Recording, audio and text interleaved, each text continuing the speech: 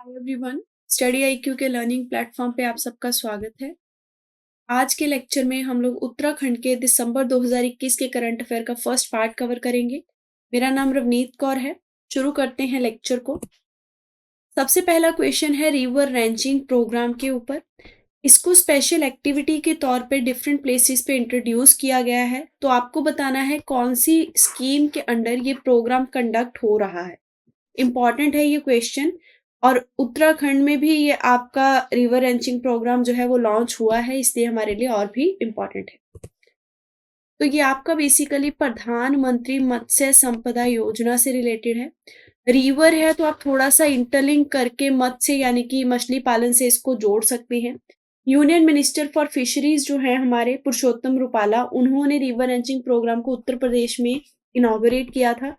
इसी के चलते 4 और स्टेट हैं जिन्होंने कि अपना इंटरेस्ट शो किया था इस प्रोग्राम में पार्टिसिपेट करने के लिए, जिसमें से एक आपका उत्तराखंड था। ठीक है, इसको एक स्पेशल एक्टिविटी के तौर पे अंडर प्रधानमंत्री मत्स्य संपदा योजना इंट्रोड्यूस किया गया है। इसका मेन टारगेट है फिश प्रोडक्शन को इंक्रीज करना और फिश की प्रोडक्टिविटी को भी बढ़ाना। प्रोडक्टिविटी के लिए आप क्या कर सकते हैं, डाइवर्सिफिकेशन लेके आ सकते हैं मछली पालन का।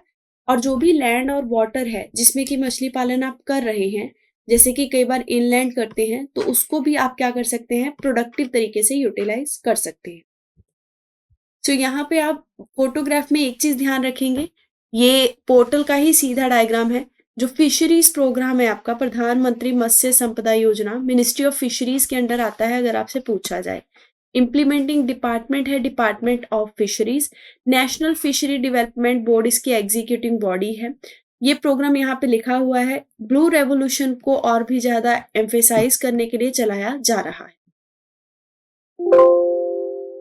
नेक्स्ट क्वेश्चन है, पहला वर्चुअल इंटरनेट एक्सचेंज निक्सी का कहाँ पे सेटअप किया गया है, ये आपको बताना है।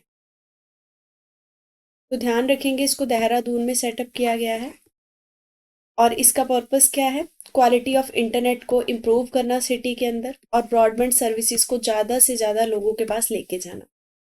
नेक्स्ट इंटरनेट एक्सचेंज जो है वो नैनीताल डिस्ट्रिक्ट में ओपन किया जाएगा। इस न्यूज़ को मैं पहले डिस्कस कर चुकी हूँ। और एक चीज़ और यहाँ पे आप ध्यान रख सकते हैं, अगर ये पूछा जाए कि इसको, ये वर्चुअली था, बेसिकली इनॉग्रेशन भी वर्चुअली ही किया गया।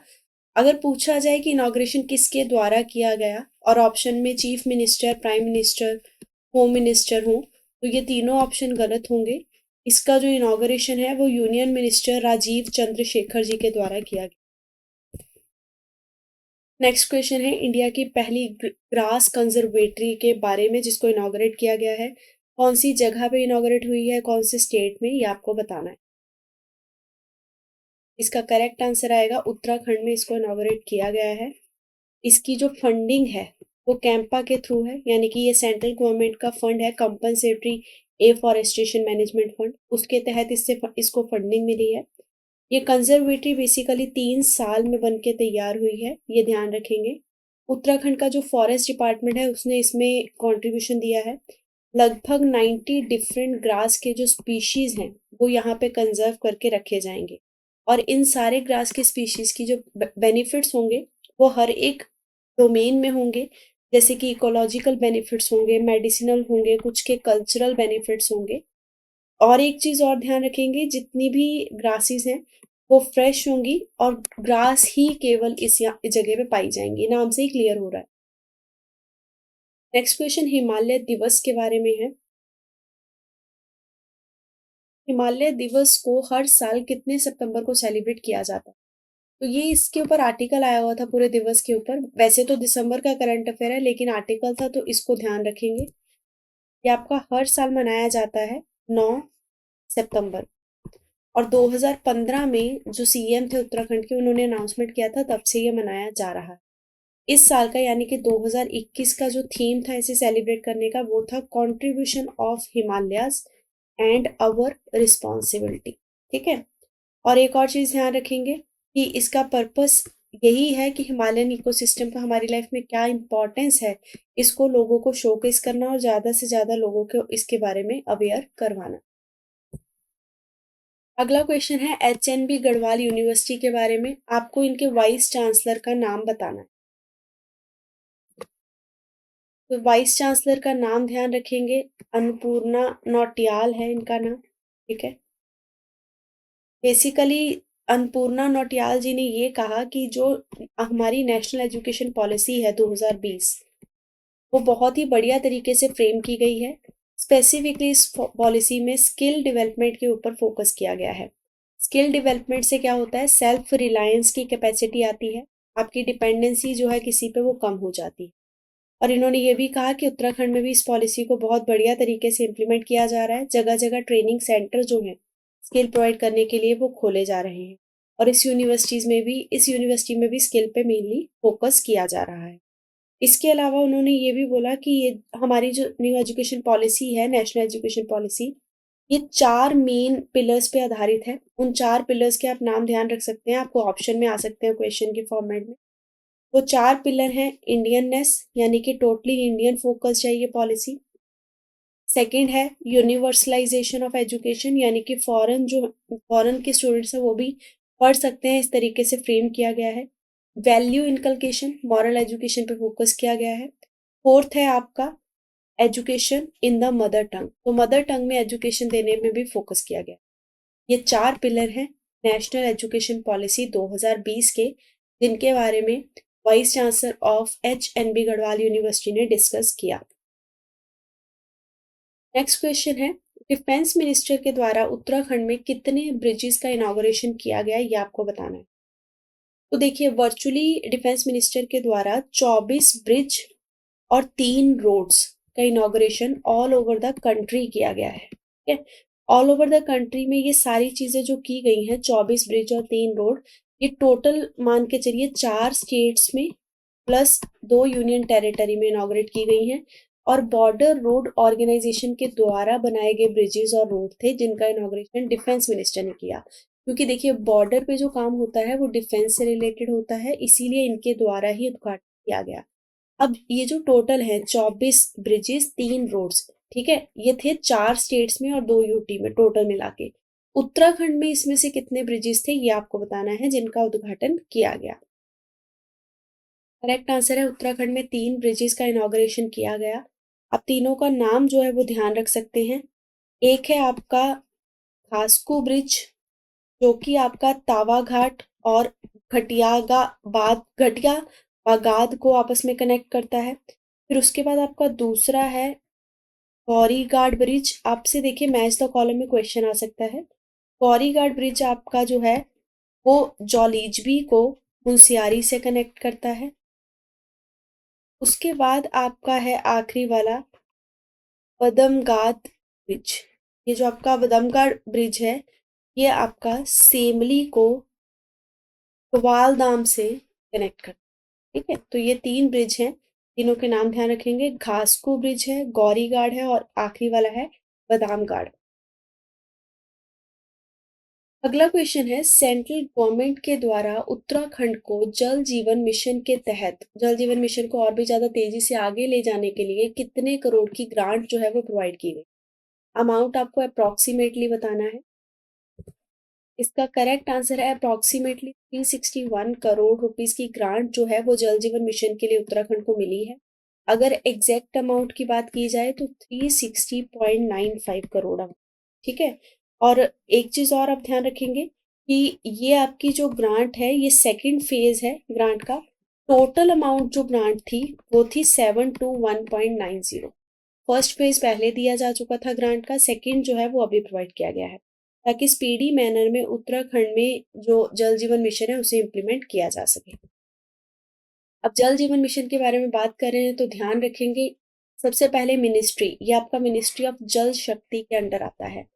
हर घर जल इसका क्या है, लोगो है, या आप बोल सकते हैं इसका नारा है, ठीक है। Department of drinking water and sanitation जो है वो इसकी इम्प्लीमेंटेशन एजेंसी है। देखिए यहाँ देख सकते हैं इसका पर्पस क्या है जल जीवन मिशन का। टैप वाटर सप्लाई हर एक रूरल हाउस होल्ड को प्रोवाइड करना 2024 तक।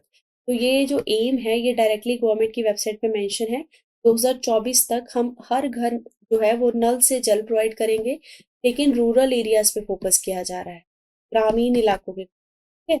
और जल जीवन मिशन मोबाइल की ऐप भी लॉन्च की गई है, ताकि जहाँ पे जल प्रोवाइड हो रहा है वो आप ऐप खोल के क्लिक करके देख सकें और ट्रांसपेरेंट मैनर में सरकार के द्वारा काम किया जा सके।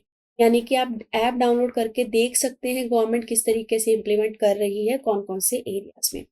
फिर उसके अलावा जल जीवन मिशन के लिए आप खुद भी कंट्रीब्यूशन कर सकते हैं अगर अपना कुछ योगदान देना चाहते हैं। इसके लिए राष्ट्रीय जल जीवन कोष जो है वो खोला गया है। ये देखिए जल जीवन कोष .gov.in वेबसाइट है, वहाँ पे आप ऑनलाइन अपना कंट्रीब्यूट कर सकते हैं और इसमें दान कर सकते हैं। इससे आप लोगों की ये जो मूवमेंट है जिसके तहत सरकार लोगों को पीने का पानी नल से मुहैया करवा रही है, उसमें अपना कुछ कंट्रीब्यूशन दे सकते हैं। नेक्स्ट क्वेश्चन है, सेंट्रल गवर्नमेंट के द्वारा उत्तराखंड की स्टेट को पूरा असिस्टेंस दिया जा रहा है ताकि रूरल होम में टैप वाटर की सप्लाई आसानी से पहुंच सके, और ये मिशन कौन सा है? जल जीवन मिशन। ठीक है, अब इसमें आपको बताना है कि उत्तराखंड के लिए कौन से साल का टारगेट है कि ये जो जल के थ्रू जल जीवन मिशन है ये पूरी तरीके से इम्प्लीमेंट हो जाए, यानी कि 100% रूरल होम्स को टैप से वाटर पहुंच जाए। कौन से साल का टारगेट है उत्तराखंड का? हमने सेंट्रल गवर्नमेंट का टारगेट देख लिया 2024। तो सबसे इम्पोर्टेंट है कि उत्तराखंड का 2022 है, 2024 है सेंट्रल गवर्नमेंट का। इसका मतलब ये हुआ कि उत्तराखंड की गवर्नमेंट ये चाहती है कि 2 साल पहले सेंट्रल गवर्नमेंट के टारगेट से हम ये टारगेट पूरा करें। 2022 तक उत्तराखंड के 100% रूरल हाउस होल्ड में टैप वाटर के जो कनेक्शन है वो प्रोवाइड करवा दिए जाएंगे। ये इसका मेन पर्पस है। ठीक है, इसके लिए multi village drinking water supply scheme Uttarakhand की गवर्नमेंट के द्वारा खुद से भी चलाई जा रही है, और लगभग 11 डिस्ट्रिक्ट्स ऐसे हैं जहाँ पे काफ़ी लोगों को ये रूरल हाउस होल्ड को जल से जो टैप वाटर है वो पहुंचाया जा चुका है। और बोला जा रहा है कि आने वाले टाइम में जल्द ही 2022 तक का ये जो लक्ष्य रखा गया है ये पूरा हो जाएगा, क्योंकि इम्प्लीमेंटेशन बहुत फास्ट मैनर पे चल रहा है। अगर महीना पूछा जाए तो दिसंबर 2022 है टारगेट। ठीक है, नेक्स्ट क्वेश्चन है, उत्तराखंड में कितने रजिस्टर्ड होम स्टेज हैं जो कि 8,000 यंगस्टर्स को एम्प्लॉयमेंट प्रोवाइड कर रहे हैं? ये आपको बताना है। तो इसका करेक्ट आंसर है आपका 3700। 3700 होम स्टेज हैं जिनके द्वारा जो यूथ है उनको रोजगार दिया जा रहा है। जो गवर्नमेंट है उत्तराखंड की, उन्होंने ये कहा है कि सरकार पूरी तरीके से कमिटमेंट कर रही है और डिफरेंट स्कीम्स लेके आ रही है ताकि उत्तराखंड में सेल्फ एम्प्लॉयमेंट की अपॉर्चुनिटीज ज़्यादा इंक्रीज की जा सके। और यूथ को फोकस किया जा रहा है कि वो लीडरशिप रोल लें। लीडरशिप से क्या होगा, वो केवल एम्प्लॉयमेंट पाने के लिए नहीं बल्कि दूसरों को एम्प्लॉयमेंट देने के लिए भी काम करें। स्टेट गवर्नमेंट लगभग 50,000 रुपए यंगस्टर्स को दे रही है जो सिविल सर्विसेज के लिए प्रिपेयर कर रहे हैं या फिर यूपीएससी या एमबीबीएस के लिए प्रिपेयर करते हैं। तो एक तरीके की स्कॉलरशिप भी और ज़्यादा यूथ को प्रोत्साहित करने के लिए सरकार के द्वारा दी जा रही है। तो गवर्नमेंट डिफरेंट मैनर्स में, पुलिस डिपार्टमेंट में जैसे बहुत सारी वैकेंसीज रिसेंटली निकली, बहुत सारी रोजगार की स्कीम सरकार के द्वारा चलाई जा रही है जिसके तहत लोन दिया जाता है अगर आप कोई बिजनेस खोलना चाहते हैं। तो ये सब सरकार के द्वारा किया जा रहा है, और ये होम स्टेज की भी जो स्कीम है इसमें भी काफ़ी लोगों को रोजगार सरकार के द्वारा दिया जा रहा है। और एम्प्लॉयमेंट फेयर जो है वो हल्द्वानी में रिसेंटली कंडक्ट किया गया था जिसमें एम्प्लॉयमेंट अपॉर्चुनिटीज पे फोकस किया गया था। नेक्स्ट क्वेश्चन है, उत्तराखंड गवर्नमेंट लगभग कितनी अमाउंट जो है वो 2.59 लाख स्टूडेंट्स के बैंक अकाउंट में रिलीज कर रही है? ये आपको बताना है। तो इसका करेक्ट आंसर है 12,000। तो 12,000 रुपये लगभग 2.5 लाख से ज़्यादा स्टूडेंट्स के अकाउंट में डाले जाएंगे। ये वो स्टूडेंट्स हैं जो कि स्कूल में पढ़ते हैं, जैसे कि जिनकी बोर्ड की क्लासेस आने वाली हैं या फिर डिग्री कॉलेज में। ठीक है, ताकि उन्हें इंसेंटिव्स दिए जा सके, क्योंकि कोविड की वजह से काफ़ी चीज़ें हिट हुई, काफ़ी लोगों की पढ़ाई छूट गई। इसके अलावा सरकार के द्वारा टैबलेट भी दिए जा रहे हैं, टैब्स बांटे जा रहे हैं क्लास 10th और 12th के स्टूडेंट्स को। और स्टेट गवर्नमेंट के जो कॉलेजेस हैं वहाँ पे स्कॉलरशिप के तौर पे भी सरकार लगातार इंसेंटिव्स दे रही है। ये क्वेश्चन इंपॉर्टेंट है, स्टेट के द्वारा स्पोर्ट्स और जनरल हेल्थ को उत्तराखंड में प्रमोट करने के लिए कौन सी पर्सनैलिटी को ब्रांड एम्बेसडर अपॉइंट किया गया है? तो इसका आंसर है ऋषभ पंत। उत्तराखंड चीफ मिनिस्टर पुष्कर सिंह धामी जी के द्वारा जो विकेट कीपर है इंडियन क्रिकेट टीम के, उन ऋषभ पंत उनको इस चीज़ के लिए, ताकि और भी लोग स्पोर्ट्स से के साथ जुड़ें और हेल्थ के बारे में समझें, उनको इस चीज़ का ब्रांड एम्बेसडर जो है वो बनाया गया है। और ये जो न्यूज़ है ये ट्विटर पे शेयर की गई है। ध्यान रखेंगे, अब ये स्टेट ब्रांड एम्बेसडर हैं स्पोर्ट्स की कैटेगरी में। क्वेश्चन ऐसे आ सकता है, स्टेट ब्रांड एम्बेसडर कौन स्पोर्ट्स की कैटेगरी में, ठीक है। अगर बात की जाए ऋषभ पंत जी के बारे में तो ध्यान रखेंगे 1907 में इनका बर्थ हुआ था रुड़की में, तो ये उत्तराखंड से ही है। और ये अपनी विकेट कीपिंग स्किल्स के लिए जाने जाते हैं और लगातार अच्छा परफॉर्म करते हैं। तो ये बहुत इनकरेज कर सकते हैं उत्तराखंड के यूथ को क्रिकेट और दूसरी स्पोर्ट्स एक्टिविटी में पार्टिसिपेट करने के। नेक्स्ट क्वेश्चन है, Swachh Survekshan 2021 for urban areas are released by which body? किसने ये आपकी रिपोर्ट जो है स्वच्छ सर्वेक्षण की शहरी इलाकों के लिए रिलीज की है? तो शहरों से रिलेटेड है, कंफ्यूजन आपको दो ऑप्शन में हो सकता है, नीति आयोग में और मिनिस्ट्री ऑफ हाउसिंग में, क्योंकि बहुत सारी रिपोर्ट नीति आयोग के द्वारा रिलीज की जाती है, लेकिन ये वाली आपकी मिनिस्ट्री ऑफ हाउसिंग के द्वारा रिलीज की गई है, ठीक है। और इसमें अगर मैं उत्तराखंड की रैंकिंग की बात करूं तो कोई खास नहीं है, बहुत ही पुअर कैटेगरी में उत्तराखंड को रैंक दिया जा रहा है। और ये कहा जा रहा है कि वेस्ट ट्रीटमेंट और वेस्ट मैनेजमेंट पे उत्तराखंड को खासा इम्प्रूवमेंट करना पड़ेगा। इसका मतलब ये हुआ कि वेस्ट मैनेजमेंट का जो तरीका है उत्तराखंड में वो कोई खास नहीं। तो यहाँ पे आप देख सकते हैं, स्वच्छ सर्वेक्षण 2021 मिनिस्ट्री ऑफ हाउसिंग के द्वारा रिलीज किया गया वर्ल्ड का लार्जेस्ट सैनिटेशन सर्वे है। अगर सिटीज पूछी जाए कितनी कवर की गई तो लगभग 4320 सिटीज कवर की गई हैं। 28 डेज इसकी ड्यूरेशन थी जिसमें ये सर्वे पूरा।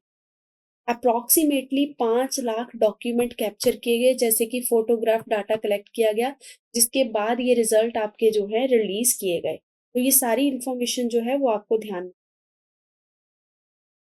अब नेक्स्ट क्वेश्चन है, लेस देन 100 सिटीज की अगर बात की जाए, अब सिटीज में भी कैटेगरी होती है जहाँ पे 5,000 पॉपुलेशन है, 5,000 प्लस पॉपुलेशन है, 50 सिटीज हैं, 100 सिटीज हैं। तो 100 सिटीज की अगर बात की जाए, लेस देन 100 की बात की जाए, तो उसमें उत्तराखंड का रैंक नेशन वाइड स्वच्छ सर्वेक्षण में कितना रहा है ये आपको बता। इसका करेक्ट आंसर है आपका फोर्थ। तो लेस देन 100 सिटीज में उत्तराखंड का जो रैंक है वो रहा है फोर्थ। अगर हम 2020 से कंपेयर करें तो 2020 के कंपैरिजन में 2021 में उत्तराखंड ने अच्छा परफॉर्म किया है, लेकिन स्टिल उत्तराखंड पुअर कैटेगरी में आता है, स्पेसिफिकली वेस्ट मैनेजमेंट को लेके, ठीक है। और अगर पिछले साल के कंपैरिजन में 2020 के कंपैरिजन में रैंकिंग पूछी जाए कितनी इंप्रूव हुई है, तो 95 पॉइंट से उत्तराखंड ने अपनी रैंकिंग जो है वो इम्प्रूव की है। और इसके अलावा अगर सिर्फ हिमालयन स्टेट्स की बात की जाए तो हिमालयन स्टेट्स की कैटेगरी में स्वच्छ सर्वेक्षण में उत्तराखंड आपका जो टॉप 10 हिमालयन सिटीज हैं उसी में कैटेगराइज हुआ है। और आप एक चीज और ध्यान रख सकते हैं कि उत्तराखंड से भी ऊपर कुछ ऐसे शहर हैं जिससे कि उत्तराखंड को सीख सकता है, जैसे कि हिमाचल प्रदेश और नागालैंड। और बाकी 100 सिटीज के अब ऊपर चले जाइए कंपैरिजन करने में, तब उत्तराखंड की परफॉर्मेंस कहीं पे भी दूसरे शहरों के कंपैरिजन में आस पास भी नहीं हुई। उत्तराखंड को अभी भी बहुत बढ़िया तरीके से स्वच्छता के मामले में इम्प्रूवमेंट की जरूरत है। नेक्स्ट क्वेश्चन में आपको बताना है, 6000 पॉइंट्स में से उत्तराखंड को कितने स्कोर्स दिए गए स्वच्छ सर्वेक्षण 2021 में? और ध्यान रखेंगे नेशनल एवरेज स्कोर कितना है, 2072। और ये जो डाटा है, पहले आप पॉइंट्स देख लीजिए, उसके बाद मैं आपको ये डाटा बताती हूँ कैसे रिलेट होता है। तो देखिए उत्तराखंड का स्कोर कितना है, 1531, ठीक है। तो अब उत्तराखंड का स्कोर 1531 है, नेशनल एवरेज है 2072। नेशनल एवरेज से भी कम स्कोर है उत्तराखंड। इसी वजह से जो स्टेट का ओवरऑल परफॉर्मेंस है उसको हम पुअर में डाल सकते हैं, पुअर कैटेगरी नेशनल लेवल। तो स्वच्छ सर्वेक्षण में पुअर कैटेगरी में इसीलिए है क्योंकि जो उत्तराखंड का स्कोर है वो नेशनल लेवल के एवरेज स्कोर से भी बहुत ज्यादा कम। मेन अगर बात की जाए ओपन डिफिकेशन की, तो ओपन डिफिकेशन में उत्तराखंड का जो स्कोर है वो नेशनल एवरेज से और भी ज्यादा कम है। यानी कि बहुत सारे लोग अभी भी टॉयलेट्स वहां पे यूज नहीं कर रहे हैं बनने के बावजूद। और एक चीज आप और ध्यान रखेंगे कि उत्तराखंड का केवल एक देहरादून सिटी है जिसकी थोड़ी सी कंडीशन इम्प्रूव्ड है क्योंकि ये कैपिटल है शायद, रिपोर्ट में खास करके मेंशन किया गया है स्वच्छ सर्वेक्षण में, ये जो देहरादून है, ये पहला सिटी है स्टेट का जिसकी कि टॉप 100 सिटी में 82nd रैंक आई थी, अगर हम 1 से 10 लाख की कैटेगरी में स्वच्छ सर्वेक्षण देखें।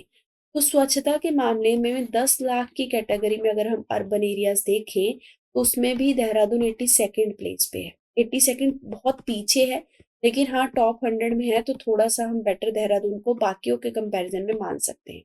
जो कि उत्तराखंड के बाकी सिटीज़ हैं, उनके कंपैरिज़न में ठीक है। पर फिर भी देहरादून में भी वेस्ट मैनेजमेंट को हैंडल करने के लिए, वेस्ट टू एनर्जी प्लांट्स को लगाने के लिए बहुत मेहनत करनी बाकी। इसी के साथ ये लेक्चर जो है वो खत्म होता है। अगर आपकी कोई क्वेरी हो, तो आप इन कॉन्टैक्ट नंबर्स पे कॉन्टैक्ट कर सकते हैं। पढ़ते रहिए। All the best. Thank you very much.